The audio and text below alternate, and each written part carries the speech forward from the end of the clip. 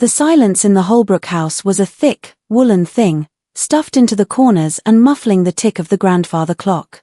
It was the silence of held breath, of prayers whispered behind clenched teeth. Abigail Holbrook watched her son, Jeremiah, through the warped glass of the kitchen window. He was 10 years old, a small, pale figure sitting perfectly still on a tree stump at the edge of the cornfield. He wasn't playing. He wasn't dreaming. He was counting.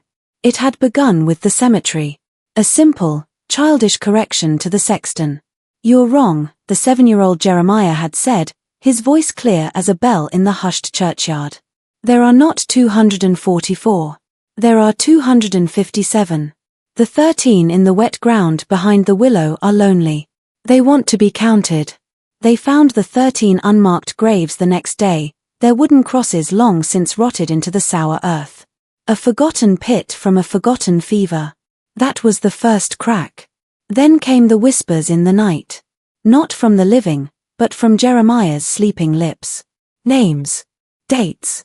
Causes of death spoken in the flat, unquestioning tone of a child reciting his sums. Martha Poole. Consumption. She misses the sound of the loom. Elias Pettigrew. Axe slip. He says the pain was very bright, then very dark. Abigail's hands, red and raw from the washboard, trembled as she wiped them on her apron. Her husband, Josiah, had taken to sleeping in the barn, the weight of his son's unnatural knowledge a heavier burden than any hay bale. The town of Millfield, a place stitched together by Methodist hymns and the price of grain, had begun to look at the boy not as a curiosity, but as an omen. They saw a vacant vessel, and they feared what was slowly filling him up. Jeremiah turned his head from the field, his eyes finding his mother's through the glass. They were not the eyes of a child. They were old windows looking out from a young house, and what looked back was not a boy, but the quiet, patient intelligence of the deep earth itself. He didn't smile. He simply raised one thin finger and pointed, not at her, but at the empty lane that wound its way toward town. A moment later, the sound of hooves and a rattling cart shattered the silence. A man Abigail didn't recognize was driving, his face a grim mask of desperation and hope. He pulled a horse to a "They're getting louder, Mother," he said, his whisper somehow carrying across the yard. "And they're all telling me the same thing. They're not waiting to be found. They're waiting for me to count them all. The tally has already begun."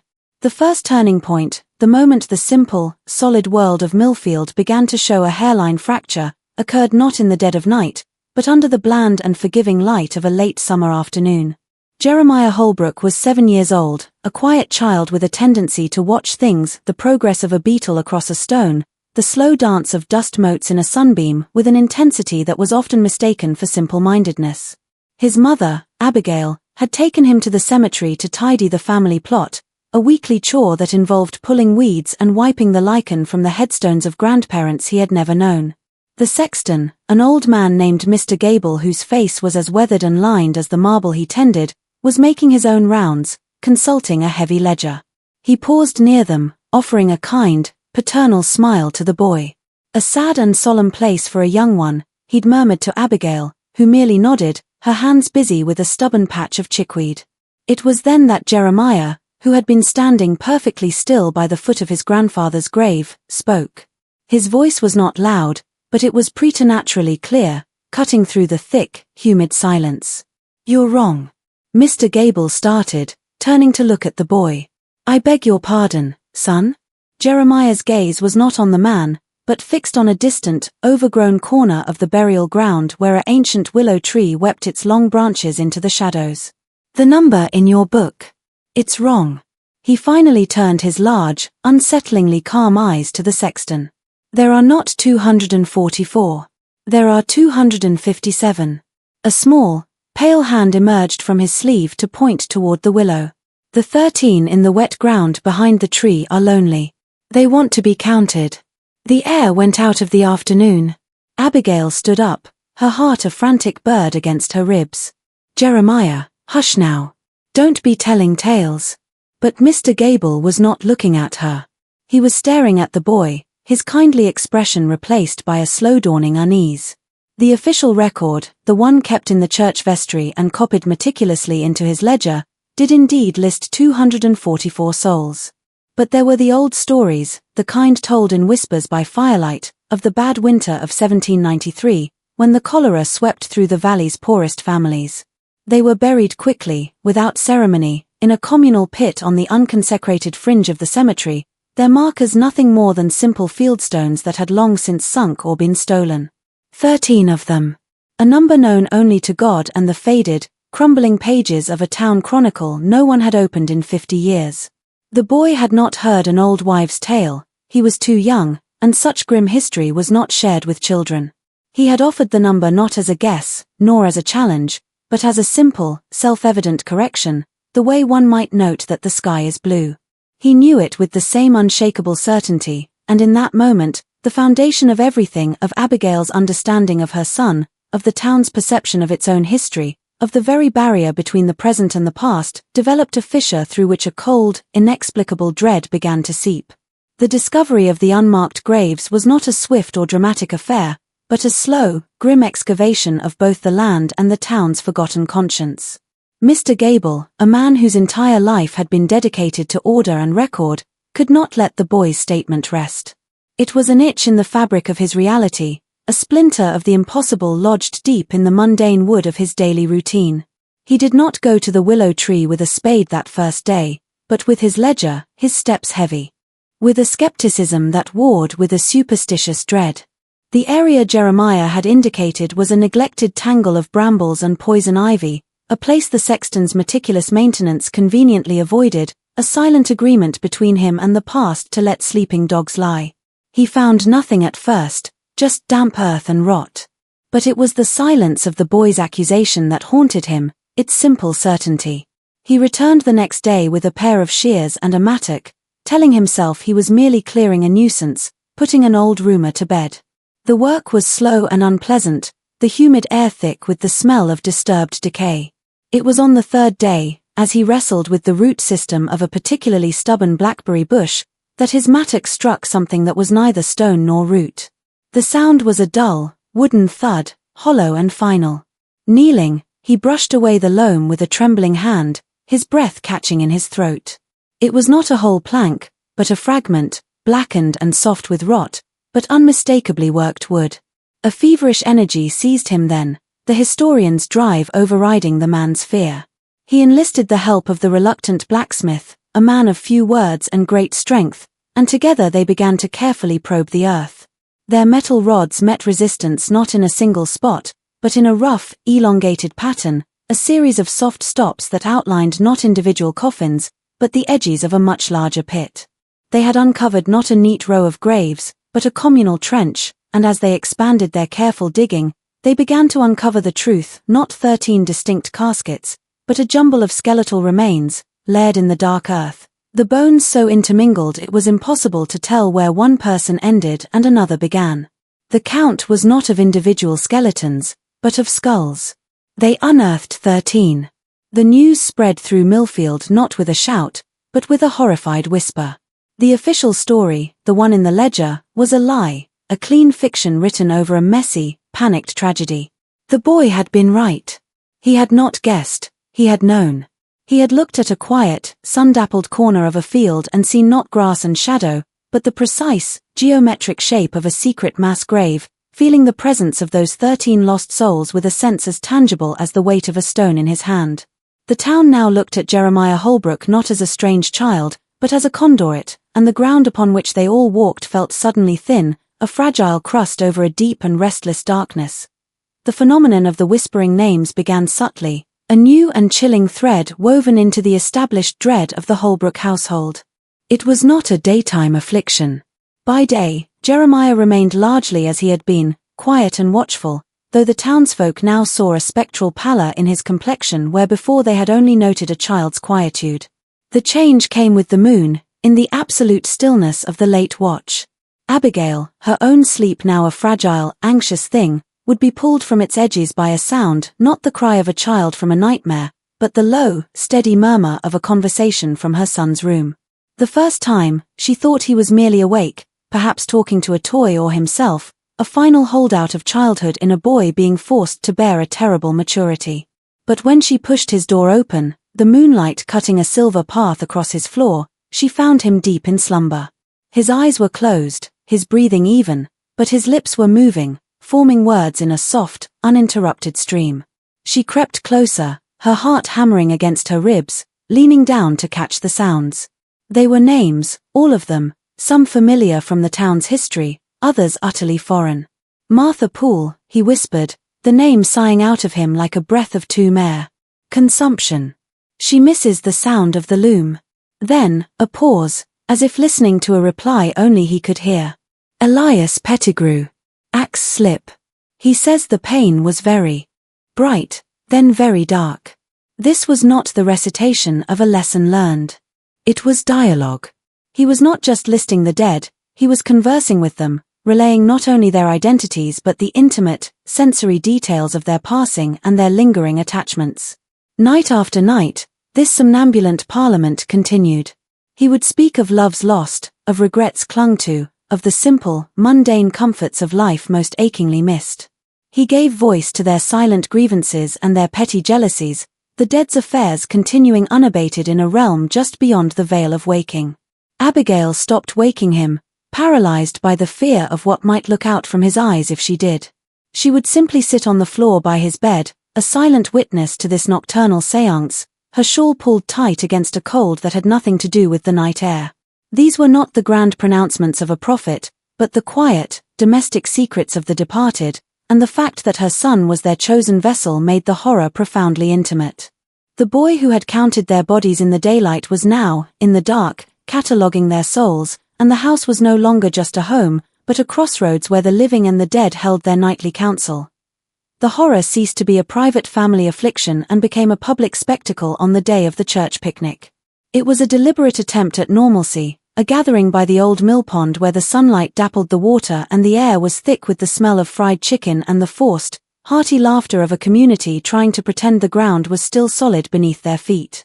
Jeremiah had been kept close to his mother's side, a small, pale island in the bustling, cheerful crowd.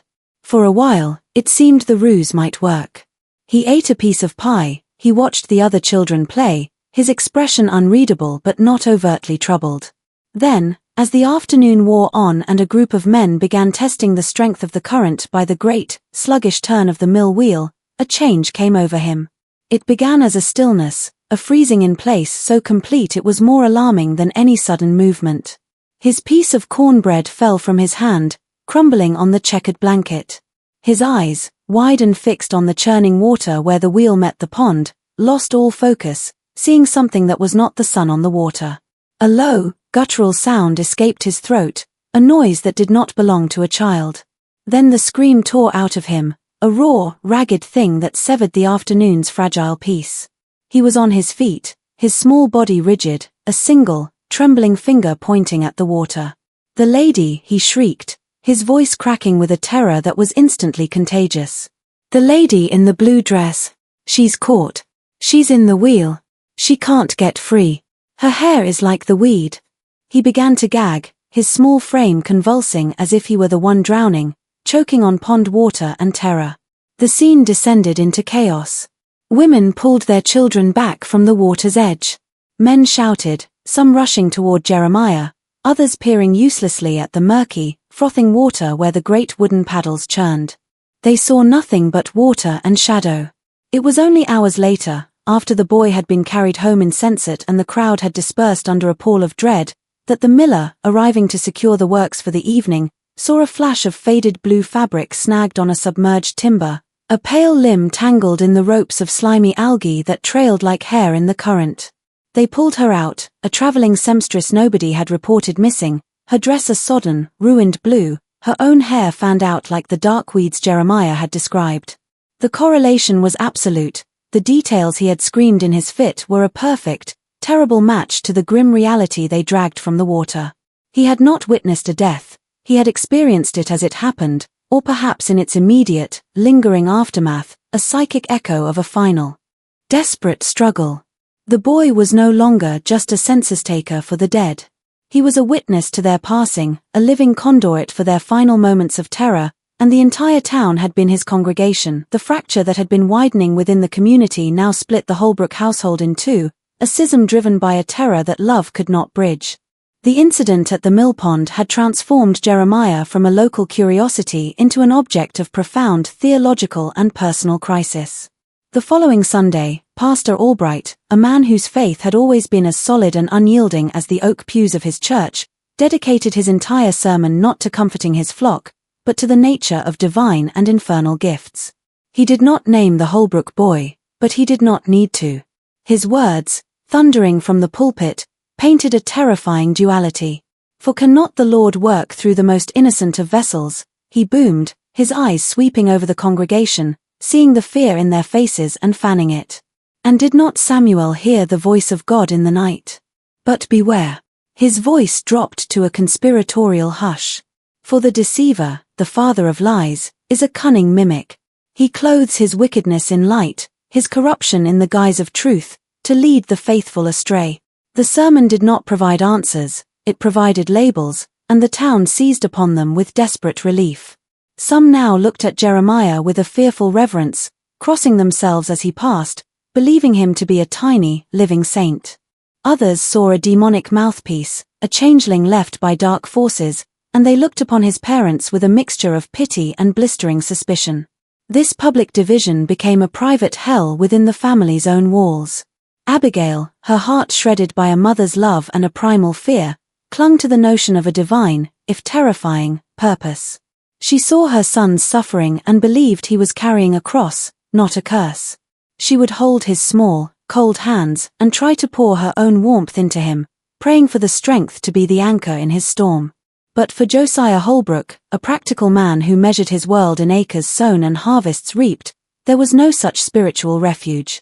The boy sitting at his table, who bore his name and his features, was now a stranger. The love he felt was now poisoned by a deep, instinctual revulsion. He could no longer meet his son's gaze, for in those ancient eyes, he did not see his child, he saw the unsettling intelligence of the crowd in the graveyard, the silent judgment of the drowned woman in the millpond. He took to eating his meals in silence, his presence a brooding storm cloud, and soon after, he moved his bedroll to the barn, preferring the honest company of animals and the scent of hay to the suffocating, unnatural silence of the house. The home was no longer a sanctuary. It was a battlefield where two different kinds of fear waged a silent war, with the small, pale boy at its center, isolated and utterly alone. The journey to the medium in the neighboring county was an act of sheer desperation, a final, frantic grasp at an explanation that did not end in damnation or divine madness. Abigail, her faith in the pastor's binary certainties shattered, sought answers in the very realm of the occult he had condemned. She told Josiah she was visiting a distant cousin, bundling a listless Jeremiah into the wagon before first light. The woman, a Mrs. Gantry, did not operate from a parlor but from a small, clapboard house that smelled of drying herbs and coal smoke. The air within was close and still, and Mrs. Gantry herself was a bird-like creature with eyes that seemed to see too much. She listened to Abigail's hushed, frantic story without interruption, her gaze fixed on Jeremiah, who stood by the window, tracing patterns in the dust on the sill. She agreed to a sitting, not for payment, but out of a grim curiosity. She lit a single candle, its flame casting long, dancing shadows that seemed to cling to the corners of the room. She bade Abigail and the boy sit at a small, round table, placing her own gnarled hands upon it. She closed her eyes, her breathing becoming a slow, rhythmic rasp. For a long time, nothing happened. Then, a tremor passed through her. Her head lolled back, and a low, guttural voice, entirely unlike her own, grated from her throat. So many, the voice whispered. A throng, a silent chorus. Her closed eyelids fluttered violently. They do not speak to him. No, it is not speech. She winced, as if in physical pain. They press. They cluster. They are drawn to his silence, you see? To the quiet in him. It is a hollow place, a still pond in which they can see their own reflection.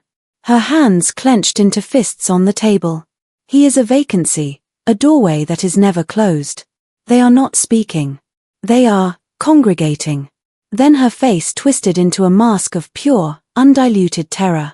Her eyes flew open, but they were wide and unseeing, staring past Abigail, past the walls of the house, into some abyssal plain. "Get him out," she shrieked, the sound raw and piercing. She scrambled backward, overturning her chair, pointing a trembling finger at the placid boy. "Get him out of my house. They are all around him. Can you not feel them? The cold. The weight of them. He is not a listener, woman, he is a beacon. And they are all swimming towards the light."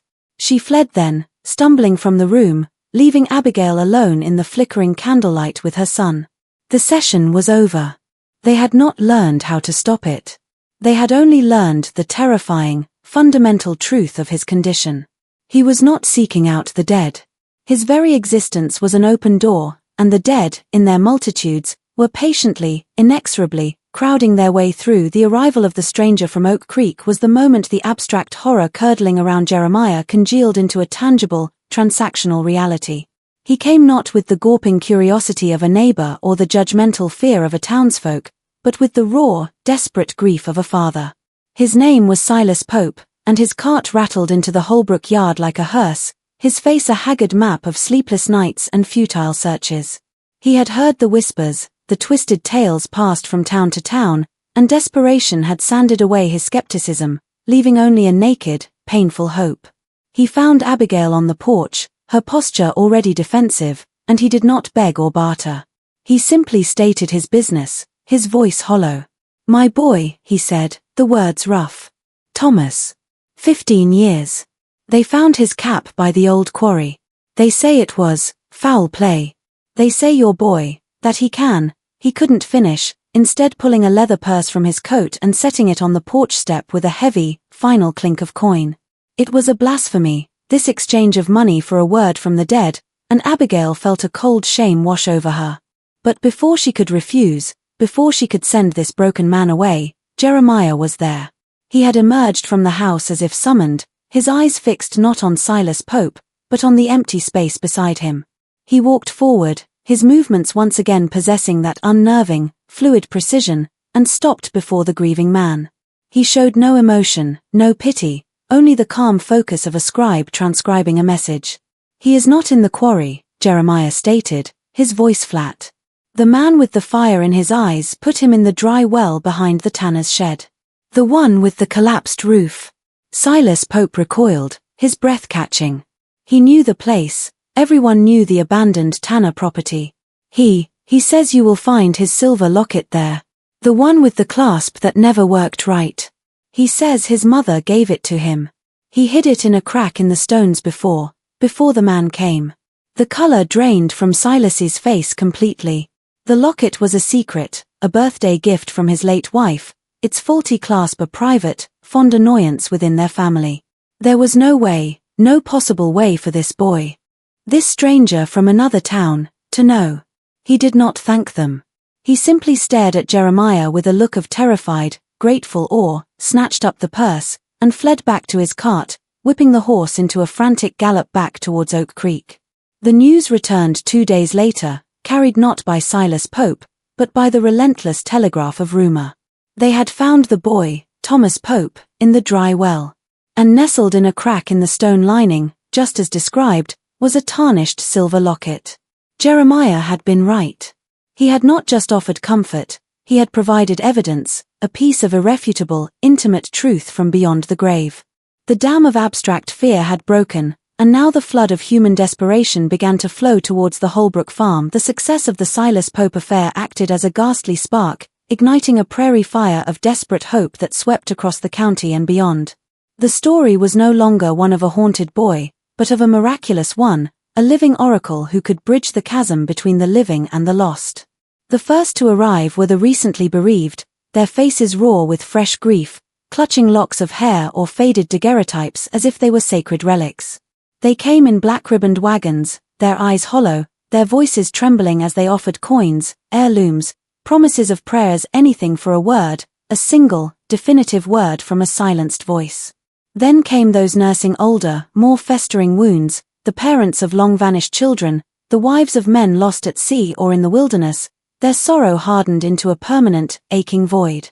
They arrived with maps and old letters, pressing them into Abigail's reluctant hands, their pleas more demanding, their desperation edged with a frantic energy. The Holbrook farm, once a place of isolated dread, was transformed almost overnight into a macabre pilgrimage site.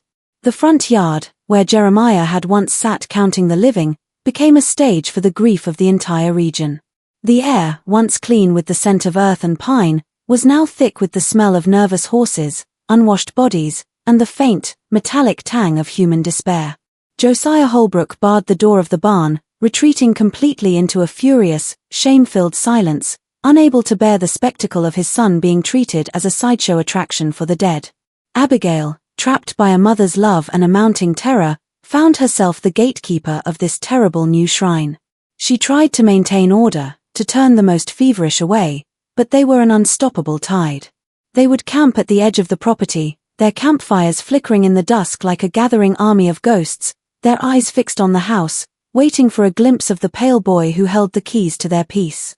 Jeremiah moved among them like a sleepwalker, his small figure dwarfed by the weight of their collective yearning.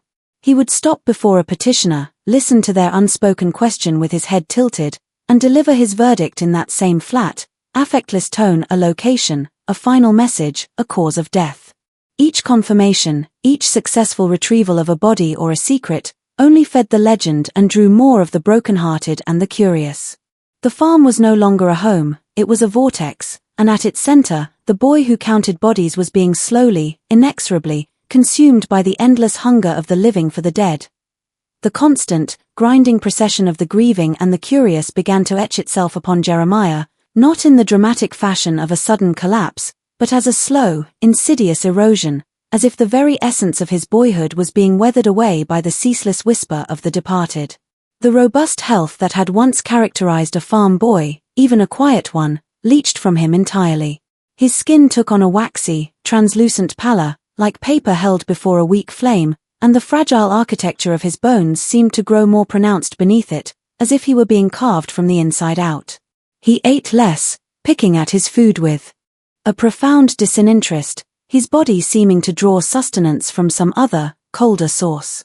The vibrant, curious light in his eyes, the last vestige of the child he had been, was extinguished, replaced by a flat, distant gaze that seemed to look through people, through walls, to some fixed point on a far horizon. He spoke less and less to the living, his interactions reduced to the bare, functional pronouncements he delivered to the petitioners in the yard. His voice, when he used it, was a dry rustle, devoid of the cadences of childhood, its tone that of a clerk reading from a ledger in a long-abandoned office. The world of the living, with its textures and tastes and simple joys, was losing its hold on him. He no longer watched the birds in the field or felt the sun on his face. His senses were tuned to a different frequency, one that registered only the chill of the grave and the silent, patient pressure of the congregated dead.